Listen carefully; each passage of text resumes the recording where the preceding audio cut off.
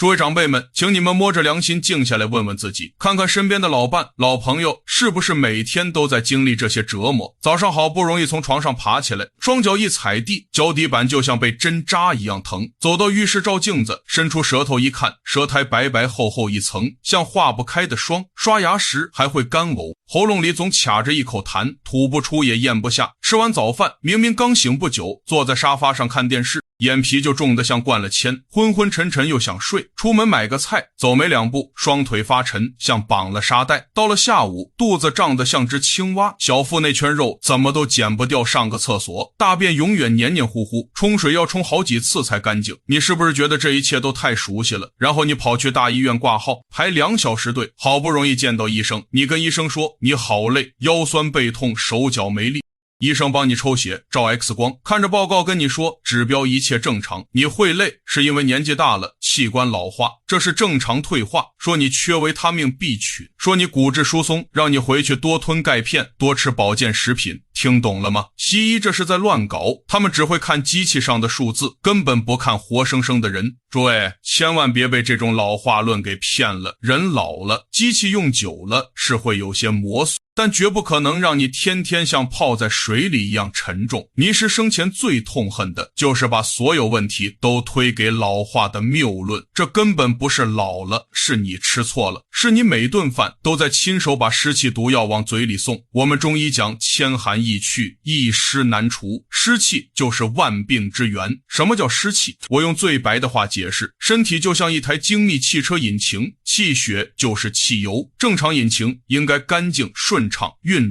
但如果你在汽油里掺了泥巴水呢，这台引擎会越转越慢，最后卡死生锈。湿气就是你身体里的泥巴水。台湾四面环海，是海岛气候，一年四季，尤其梅雨季或惊蛰春分时，外面空气里湿气本来就重，结果你们还不信邪，每天拼命在身体里制造内湿，内外夹击之下，你的经络、你的五脏六腑全被这些泥巴水堵死了。你说腰怎么会不酸？关节怎么会不痛？肚子怎么会不大？中医说湿性重浊，湿气往下走，所以你的腿会肿会沉，湿性粘滞，所以大便会沾马桶，病会缠绵不愈，像牛皮糖甩不掉。这就是为什么你越吃越累，睡10个小时还是觉得没睡饱，因为你的身体正花费巨大能量去对抗你吃进去的毒药。讲到这里，很多人会问，我没有乱吃啊，我现在很注意养生，不吃炸的，不吃太咸的，早上吃馒头配无糖豆浆，中午吃一碗清淡阳春面，晚上不想煮就下几颗水饺，或买个全麦面包啃啃，这不是很清淡很健康吗？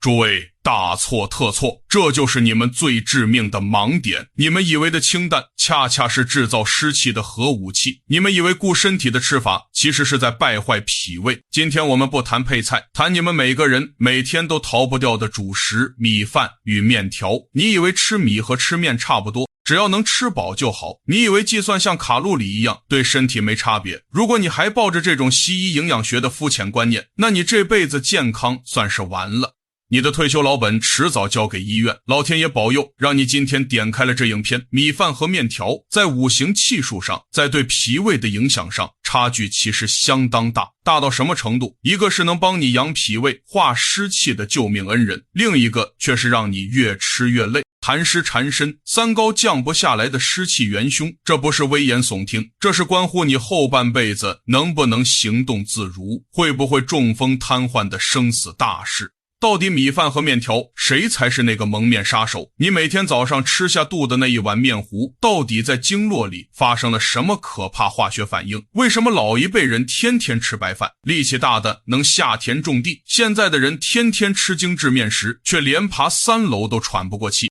这背后藏着一个被现代食品工业掩盖，被西医营养学刻意忽略的千古恩怨。我带大家回到源头，用倪师的阴阳五行智慧彻底扒开米饭与面条的真面目。肯定有很多长辈心里犯嘀咕，不管吃饭还是吃面，吃进肚子里不都是碳水化合物吗？能有什么差别？诸位，如果你脑袋里冒出碳水化合物这5个字，代表你以中西方营养学的毒太深了。这就是不懂营养，这就是为什么你们吃了一辈子药，病却永远治不好的根本原因。你们去问问现在的西医，或那些坐在冷气房里算卡路里的营养师，他们会拿一张精美图表告诉你，100克白米饭和100克白面条，热量差不多，糖类含量也差不多，所以替换着吃完全没问题，只要注意升糖指数就好，简直是胡说八道。西医是在乱搞，他们在显微镜底下看的是死气沉沉的化学分子，我们中医看到的是食物里大自然生生不息的气与性。西医只看死人不看活人，人是活在天地之间的，食物也是吸收天地精华长大的。你把活生生食物拆解成蛋白质、碳水化合物，它的灵魂早就没了。我们先来看看我们台湾人常说的蓬莱米，在莱米也就是水稻。诸位回想一下，水稻是种在哪里的？是不是种在一大片水田里？水稻它就是泡在水里长大的。你用大脑想一想，一根植物从发芽到结出稻穗，好几个月时间都泡在泥巴水里，为什么它的根不会烂掉？为什么它不会发霉？因为水稻天生就具备极其强大的化湿能力，它吸收了土地五行属土的精华，又具有统御水液五行属水的阳气，它能在水里生存，就代表它懂得如何对付水，如何排解多余水分。中医讲同气相求，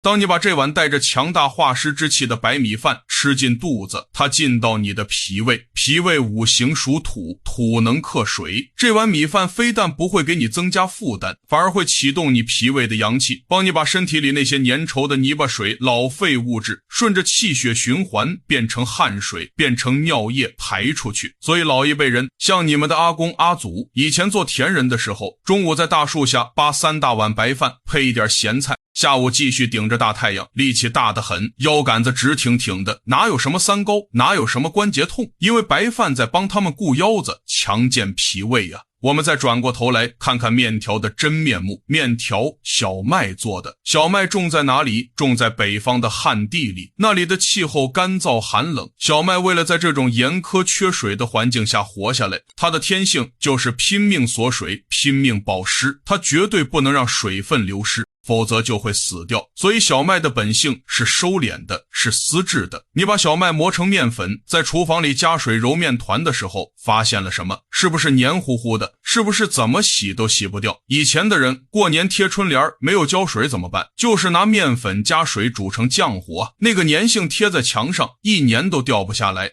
诸位，现在请你想象一下，当你把这团浆糊吃进肚子里，会发生什么事？你的胃里面是温暖的，是湿润的，这团本性就爱吸水又黏糊糊的面食，一进到你的脾胃里，立刻就像强力胶一样，把你的胃壁粘住，把你的肠道塞住。它不但不能帮你排水，还会在你身体里兴风作浪，把你的气血全部搅和成一团浓稠的痰湿。如果在北方干燥的地方吃点面食，或许还能平衡一下干燥气候，但是诸位，这里是台湾，我们是海岛型气候，每到了春天，惊蛰、清明或是梅雨季，墙壁都在流汗，东西都在发霉。我们台湾人一年4季都在对抗强大的外湿，结果呢，很多长辈不信邪，铁齿得很，早上走到巷口叫一碗大肠面线，上面还勾了浓浓太白粉芡汁，中午贪图方便，下几团白面条，拌点酱油，下午饿了再去买个软绵绵的精致西式面包当点心，晚上甚至还去吃个重口味牛肉面。你这是在引狼入室啊！外面天气已经够湿了，你还天天把这团糊涂胶往肚子里塞，人为制造内湿，内外相合，里应外合，你的经络不塞住才怪，经络一塞住，气血过不去，中医说不通，则痛你的关节能不痛吗？气血堵在血管里，压力变大，你的血压能不高吗？西医不懂这个道理，只会开降血压药给你吃，叫你吃一辈子。你把面食戒了，把脾胃湿气化，血压自然就平稳了，听懂了吗？更可怕的是，如果你今天吃的是古法手工揉制自然发酵的面条，那伤害或许还小一点，但你们现在去超市买的，去外面面摊吃的是什么东西？那是经过现代食品工业摧残的死面，为了让面粉看起来白净漂亮，里面加了漂白水；为了让面条吃起来 Q 弹不烂，里面加了修饰淀粉、化学改良剂；为了让面包放3天都不坏，里面加了防腐剂。这种面食里面的生机和天地气素早就被破坏殆尽了，它已经变成一团死气沉沉的化学混合物，你把它吃进去，它就在你肠胃里发酵腐败。很多长辈每天下午肚子胀得像个打气筒，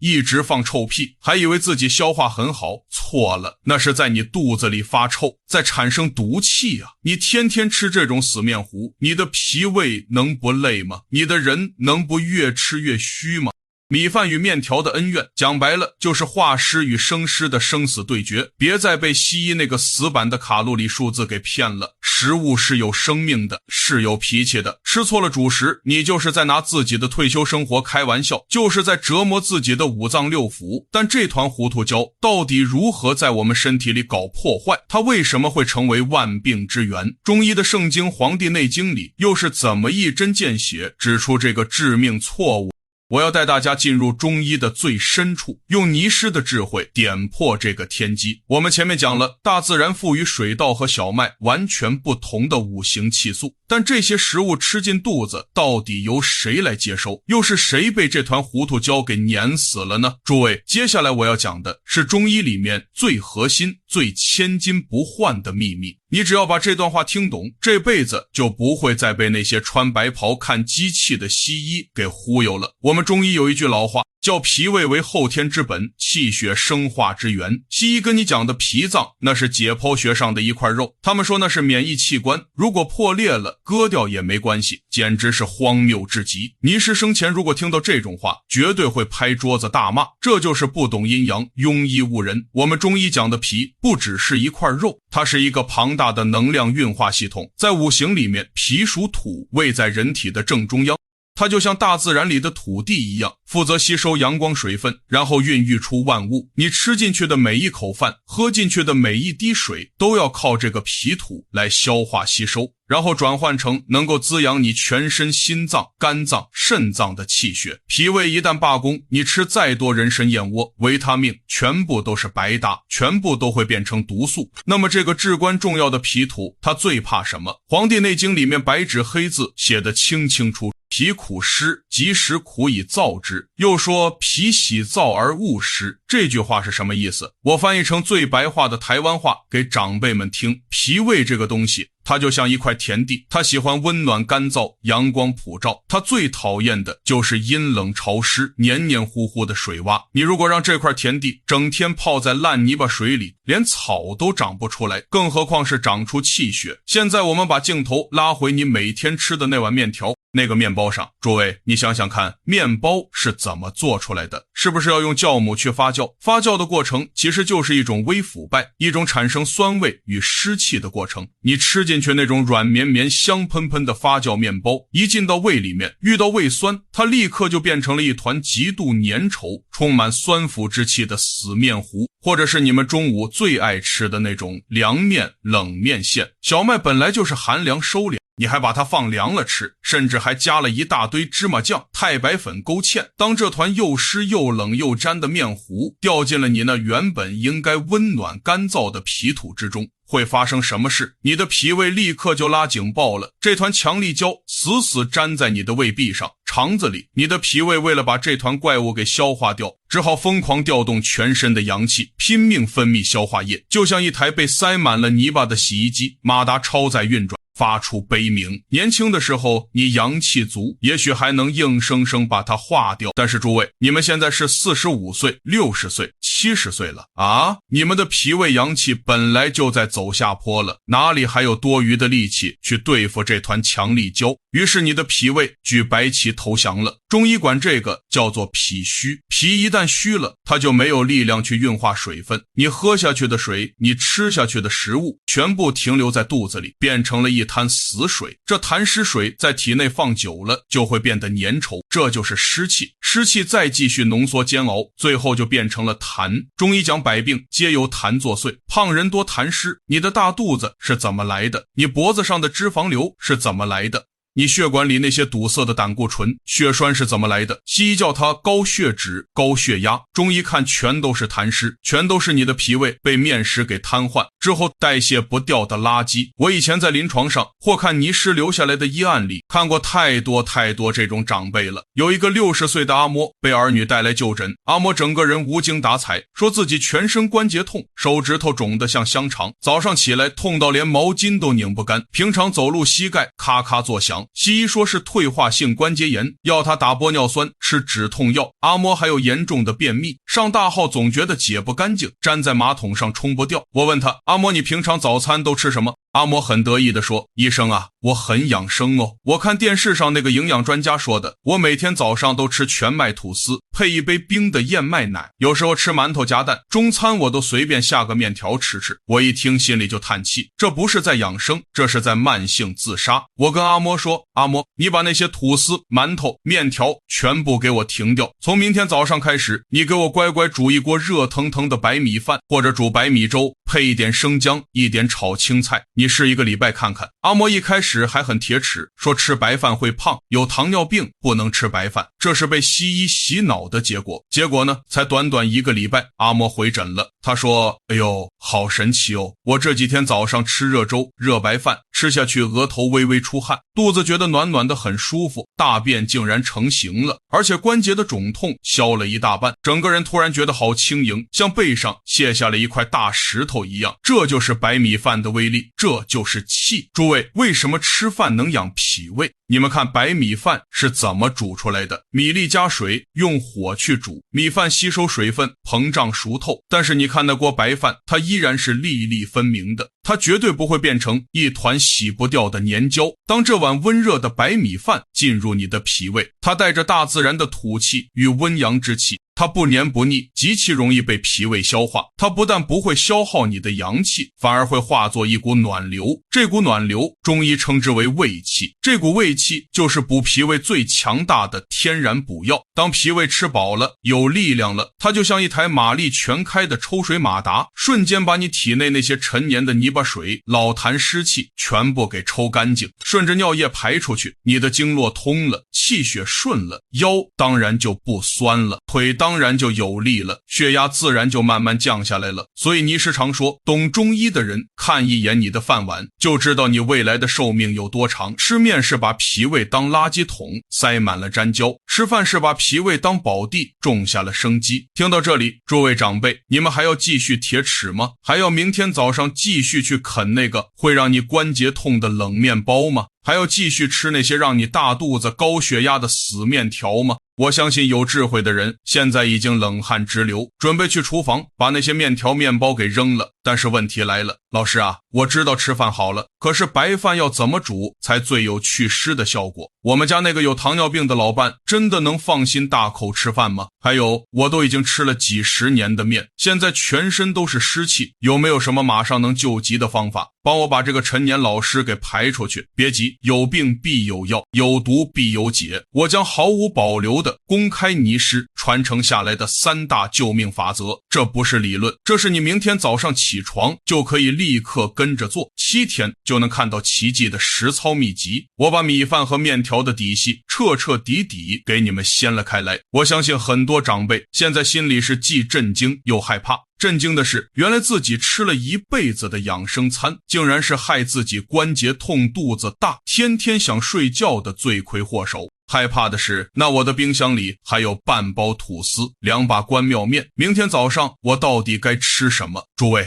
不要慌，尼师生前看病从来不会只告诉你哪里错了，他一定会给你一条活路。中医的伟大之处就在于治胃病，在于用最简单、最顺应天地的食物，把你从悬崖边上拉回来。今天我就把尼师传承下来，结合我们台湾在地气候的3大救命法则，毫无保留地教给你们。只要你乖乖听话，不铁齿，按照这3个法则去吃，我敢保证7天，只要7天，你就会感觉到身体那股沉重的泥巴水开始退潮，你的脚步会变轻，你的大便会成型，你那像天气预报一样准确的关节痛会奇迹般的好转。我们的第1法则就是绝对不能碰的3大面食死神地雷。我们常说排毒不如先断毒，你要把身体湿气排出去，第一步就是把制造湿气的源头给切断。从今天起，以下这3种面食，不管别人说的多好吃多方便，你就算饿肚子也绝对不能碰。第一是经过发酵的面食，比如面包、馒头、包子、发糕，这些食物在制作过程中经过酵母菌发酵，会产生大量湿气与酸腐之气，它们进入脾胃后会严重阻碍气血运行，是制造痰湿的头号元凶。第二是勾芡过的面食，比如面线糊、羹面、浓汤面，那些浓稠的芡汁本质就是湿气的帮凶，它们会像胶水一样粘附在你的肠道，让湿气更难排出。第三是冰冷的面食，比如凉面、冷面、放凉的水饺，面食本性就偏寒，再经过冰镇，寒湿相加，对脾胃的伤害是双倍的，这等于直接往你的引擎里倒冰水。诸位，请立刻检查你的厨房和餐桌，把这些东西清出去，不要心疼，这是在救你的命。接下来是第2法则，如何正确吃米饭，让它成为你祛湿的利器。不要吃冷饭，不要吃隔夜饭，一定要吃温热刚煮好的米饭，米饭的热气本身就是药。煮饭时可以加一小把薏仁或者几片生姜，薏仁能利水，生姜能温中散寒，它们能增强米饭化湿的功效。每餐的主食务必以米饭为主，分量大概是你拳头大小的一碗，细嚼慢咽，让米饭的甘甜之气充分滋养脾胃。最后是第3法则，也是救急的排湿3板斧。如果你感觉湿气特别重，比如舌苔厚腻、身体沉重，可以用这3个方法快速启动排湿。第1板斧，早晨喝姜枣茶，取3片生姜、2颗红枣，掰开去核，用沸水冲泡，趁热慢慢喝下，这能温暖脾胃，提升阳气，像太阳一样晒干体内的湿气。第2板斧，睡前热水泡脚，水位要没过脚踝，泡到身体微微出汗，这能引气血下行，帮助湿气从脚底排出。第3板斧，按揉阴陵泉穴，这个穴位在小腿内侧，膝盖下方凹陷处，每天早晚各按揉5分钟，感到酸胀即可。这是脾经的要穴，专门负责运化水湿。诸位长辈，健康就在你们的一日3餐里，就在你们的一念之间，不要再被错误的观念绑架。从下一顿饭开始，告别那团糊涂的面焦，端起那碗温暖的白饭，给你的脾胃一个机会，它就会还你一个轻松自在的身体。记住，老话不是病，湿重才是痛，把湿气排出去，你就能找回遗失已久的力气与清爽。